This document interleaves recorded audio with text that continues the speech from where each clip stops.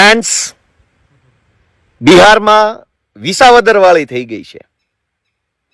1995 થી લઈ અને 2026 સુધી સળંગ 1.5 લાખ મત મેળવીને ભાજપ જે બિહારની બાંકીપુર સીટ ઉપર જીતતું આવ્યું 1 લાખ 1.5 લાખ વોટથી 1995 થી 2026 સુધી સળંગ ભાજપ જીત્યું. એ સીટ ઉપર અત્યારે વિસાવદર વાળી થઈ ગઈ છે. આજે 3 ઓગસ્ટ 2026 નો દિવસ અને એમાંય ઓગસ્ટ તો પાછો ક્રાંતિનો મહિનો. ભાજપ વિશ્વની કહેવાતી સૌથી મોટી પાર્ટી, વિશ્વનું કહેવાતું સૌથી મોટું સંગઠન અને ટેન્ડર બેઝ પાર્ટી કહેવાય. પાછી એના બધા જ કાર્યકર્તાઓ ટેન્ડરના નીતિ નિયમો પ્રમાણે કામ કરતા એકદમ ટેન્ડર બેઝ પાર્ટી. વિશ્વની કહેવાતી સૌથી મોટી ટેન્ડર બેઝ પાર્ટીના રાષ્ટ્રીય અધ્યક્ષ આ બાંકીપુર સીટ ઉપરથી છેલ્લી 4 ટર્મથી એટલે કે 20 વર્ષથી સળંગ ત્યાં ચૂંટણી જીતતા આવ્યા.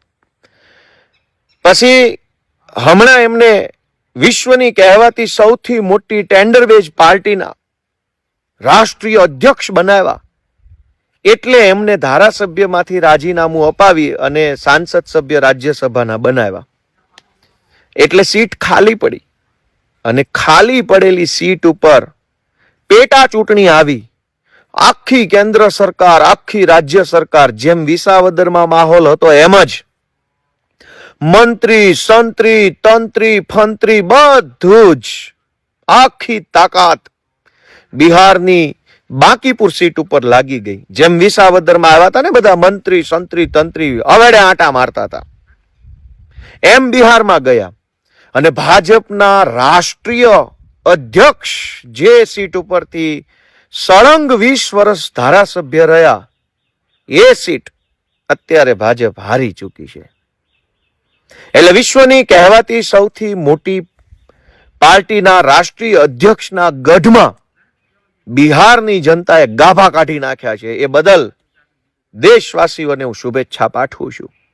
જૈનજીનું આંદોલન, ધર્મેન્દ્ર પ્રધાનનું રાજીનામું અને બિહારની બાંકીપુર સીટમાં વિશ્વની કહેવાતી સૌથી મોટી પાર્ટીના રાષ્ટ્રીય અધ્યક્ષનું ચૂંટણી હારી જવું, આ 3 ઘટના બતાવે છે કે ભાજપ તારા વળતા પાણી ફિલ્મનું ટ્રેલર લોન્ચ થઈ ચૂક્યું છે. આવનારા દિવસોમાં આખું પિક્ચર દેશની જનતા સમક્ષ આવવાનું છે. દેશવાસીઓને શુભેચ્છા. સત્તાનું અભિમાન કોઈનું ક્યારેય ટક્યું નથી અને ટકશે નહીં.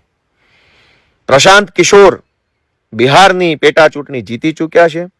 ફ્રાન્સ એને હું શુભેચ્છાઓ પાઠવું છું.